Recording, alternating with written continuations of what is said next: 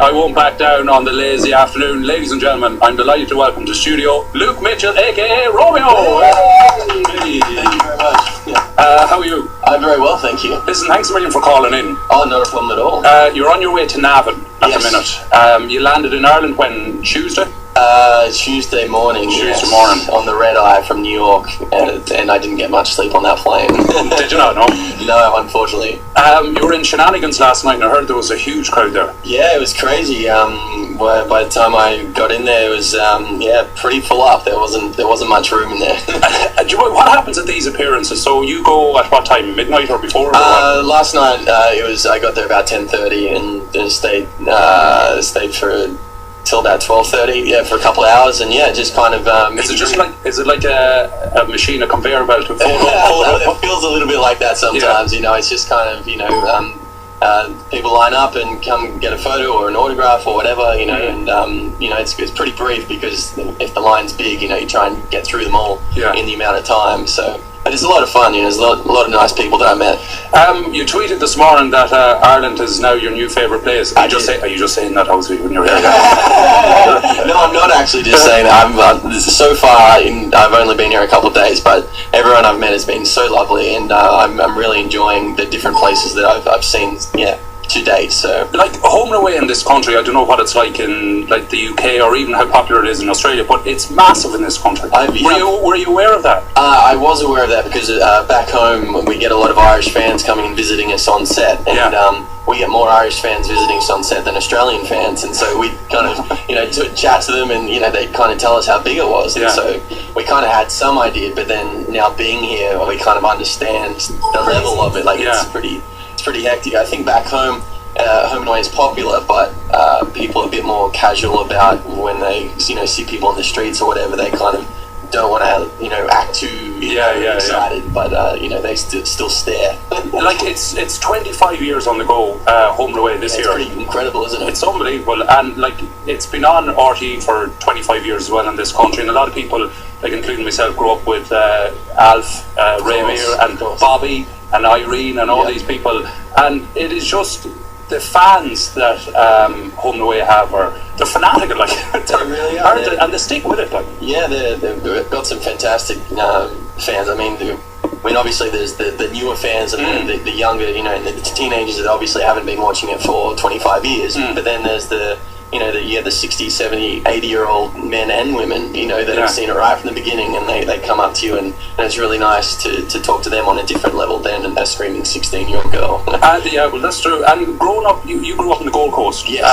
So was it Neighbours up that end, or was it home and away, or what? Did you watch both of them? Or I was obviously very aware of both, but I actually grew up watching Neighbours, primarily because it was on Network 10, and at the time we had The Simpsons, and then we had Rove Live and a couple other shows that were like my favourite shows at the time, and so it was just kind of, I never switched the channel, and so I always watched Neighbours and I never watched Home and Away, and then ironically I ended up working on both. You worked on Neighbours, didn't you? Yeah, for about 3 months.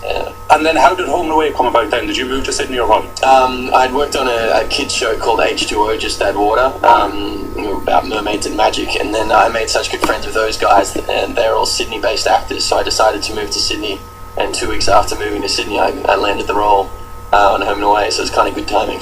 In 2009 you started? Yes, I started in May 2009. And we're about 6 weeks behind in this country, so we don't want to give too much away if that's all right, but we do know today, actually, the episode in Ireland, I think, we find out about your shoulder and the cancer. It's today. Wow. It's today. Big news. So how long is that? Is it another 6 weeks? How long more do you think? Yeah, there's the storyline that unfolds now is, I think, probably up to 6 weeks long. Right. It's a pretty heavy storyline, as you can imagine. And I read somewhere that you come up with this storyline yourself. I did. Well, in Australia, skin cancer is a very prevalent thing. And it's something that most people are unaware of. I mean, obviously we have a lot of sunny days, and what people don't realize is that you can get skin cancer at any age. Most people think that it's only the old people that can get skin cancer. Right. And so it was a message that I thought, look, this is. I think it's a good message to send, and I think it'd be an interesting story to play out. And we should say as well, I think it's okay to say it, but you don't die on screen. No, I don't die. Isn't it fair enough to say that? And that's not giving away too much on the screen. Anything away whatsoever. So, home and away, you will probably maybe take a sabbatical from a break, or maybe leave it for good, where the door is kind of open. Door's always open. Yeah, door's always open. So, what about Luke Mitchell now? You're in New York at the minute, is that right? I've just come from New York. I've just been shooting a pilot for a new TV show called The Tomorrow People. It's a comedy, isn't it? No, it's not a comedy. Oh, is it not? No. All right, sorry. He's got superpowers in it. All right, yeah, I hope it's not. I signed up for. I play a character that has superpowers, so that's pretty cool. I have teleportation, telekinesis, and telepathy, which I think is pretty cool, because most young kids grow up wanting to be Superman or Batman or whatever. And was that all shot in New York? Was it? Did you do the pilot? Yeah, it's just it's a 1 hour pilot, all shot in New York, and then we'll find out in May if that gets picked up and goes to series, and if that goes to series, then depending on their budget, they'll either choose to shoot in New York or Atlanta or Vancouver or somewhere like that. Right. Okay. Yeah. Can I get through some questions that people were coming in? Can you ask Luke, is Charlie the cop coming back to Home and Away? She's supposed to be under police protection. I don't know about the police protection bit, but she definitely comes back. She comes back. She comes back. Stint. Okay, my daughter Amber is a massive fan of Luke and Home and Away, as am I. I grew up watching Home and Away. Her mum, Amber, is 14 years old, and it was over 18 last night in Shenanigans. She was disappointed she could not see him. She was home from lunch from school and asked me to please record him on my phone to say hi to Amber. It'll make her day. An autograph would be great too. Listen, we've got the autograph. Her name is Amber, if you could say hello. Sure. Hi Amber, how are you? I'm sorry that I missed you, but I hope this makes up for it. Fair play, listen, thanks a million. What is it like to work with Alf? It is really cool to work with Ray Ma, who plays Alf. He's a legend. He's an absolute top guy. He's a good guy. He's supposed to become Ireland actually in July as well. I believe. So you guys are going to love that. Hopefully he'll make Sligo. Is it true Sally Katie Ritchie's coming back on the show? It is true. Yeah, I actually I didn't get to work with her, unfortunately, but yeah, she comes back for a big storyline. Now, you won a Logie as well in 2010. Yes. Will you just tell it, because we've a actor called Chris O'Dowd. Yeah, I'm familiar with him. Really, he's fantastic. He's a pretty decent friend of the show, and Michelle kind of knows him pretty well. But he won a Logie as well for the Sapphires. Oh yeah. And we were just wondering, how big are Logies? Like, are they like the Australian Oscars? Is that how you describe them, or how would you describe them? The biggest thing that we have for the Australian TV industry, it's kind of like it's like the BAFTAs. Maybe like the Golden Globes or the whatever the TV equivalent in America. Oh, the Emmys. Yeah, the Emmys. It's like the Emmy, the Australian equivalent of the Emmys. Right. And it's broken up into outstanding awards and popularity awards. Now I won a most popular new male talent award, and I'm sure Chris probably won an outstanding award. So one's judged by the public, and then voted for by the public, and one's judged by like a panel. His peers, or whatever they want to call them.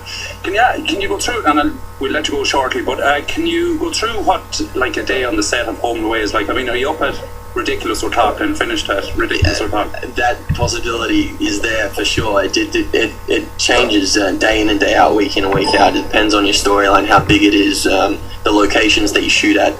If you're on location at Palm Beach, which is Summer Bay, you could be, and in summertime, because they want to get scenes at sunrise and all that sort of stuff, so you might be up at 4 a.m. or something, to get there for like a 5 o'clock call time or something like that, and you could work a 12-hour day, or it could just be you come in at 10 a.m., work one scene, and then go home. So you have your ups and your downs. I don't know if you guys remember The Great Storm.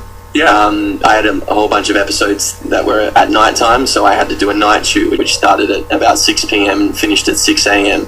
And I was wet and cold the entire night, but that's what you got to do, because I wasn't able to get dry, because every scene I was wet. So they'll keep throwing buckets of water in there or something. They actually had rain machines. They actually, Home and Away Channel 7 put a lot of money into that particular. And did you get blankets at all in between those scenes? Did you literally freeze? Yeah, thankfully they put up like a heat tent, so they put up a tent and had heaters in there, and I just kind of sit there and just chill out until it's my turn to go back on. And you talked about the Irish fans calling up to you.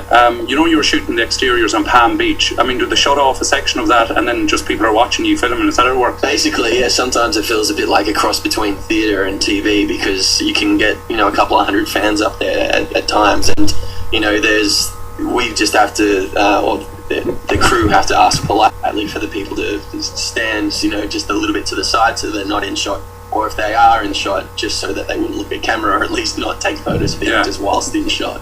But yeah, it's it's fun. Like, most people are respectful up there. I mean, they're there because they are fans of the show, so they want to do the right thing. I think when Irish people go, it's like a tourist spot. It really is. Yeah, it really is. We got to Summer Bay to check it out. Instead of Ayers Rock or anything. Yeah, exactly. Did you go and see Ayers Rock? A huge part of Australian history.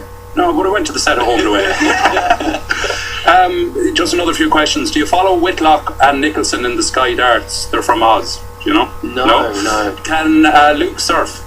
Yes, I can surf. You can surf? Not fantastic, but I can surf. Francie, would you please get an autograph from my daughter Chloe? She never misses Home and Away, and this would make her day, from Paula McGrath. So we want to say hello to Chloe. Hello, Chloe. And also, we should say, Luke, you'll be celebrating your birthday when you're in Ireland. I will be. Happy birthday in advance. Thank you very much. You're here until the 21st. Yes, that's right. I fly out the morning of the 22nd. And then what's the plan then? Back to New York or LA, or where is it? Back to LA for a little bit, and then I'm actually heading to Seattle to shoot a film for about a month. Cool. Yeah. And just finally, before I let you go, can I ask about your work in Cambodia? Yourself and Rebecca. Yeah, that's okay. Yeah. Well, I mean, essentially, we were just there to visit. Her Beck's best friend was a teacher in an orphanage. Yeah. Her and her husband were kind of helping out with one particular orphanage. So we went over there to see what they were doing and hang out with the kids, and it's one of those things that the more you learn about Cambodia, the more you realize that they just need a lot of help. Just in the small villages and stuff like that.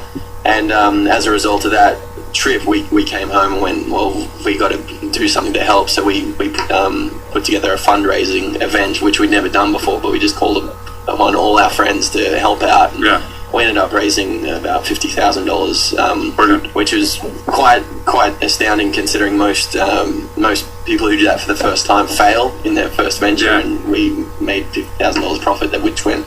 All of it went to the orphanage, so we were very proud of that. Okay, well listen, enjoy the rest of Ireland. I don't know how much you're going to get to see of it, I think most of it. I'm kind of zigzagging around the country for the next 2 weeks. And then your mate Dan Ewing is coming as well in July as well. Yeah, he's coming in July. Ray's coming in July, and I think a few of the others are going to pop over at some point. So. Well, you have them all told anyway. And I saw in Kilkenny yesterday, or the day before, you had a hurley in your hand. You were down with Goran Park. Yes. What do you think of that? Because you were going to be a tennis player. Yes, that's what I wanted to do. Yeah. Your brother's a tennis player, isn't he? Yeah, my little brother Ben, he's a professional tennis player, which I'm very jealous of. It was very cool because I'm very unfamiliar with the sport, but I mean it's a very heavy thing. I think the first thing I thought of was, geez, if you're not careful, you could kill someone with this thing. Fastest grass sport in the world. Yeah, I heard that too. So it's a little intimidating. I'm glad that I didn't actually have to try and play the thing, but I managed to hit the. What do you call it? Schlitter. Yeah. Whatever you just said. Okay, ladies and gentlemen, Luke Mitchell. Cheers. Thanks a million. Safe trip to Navan tonight. Cheers.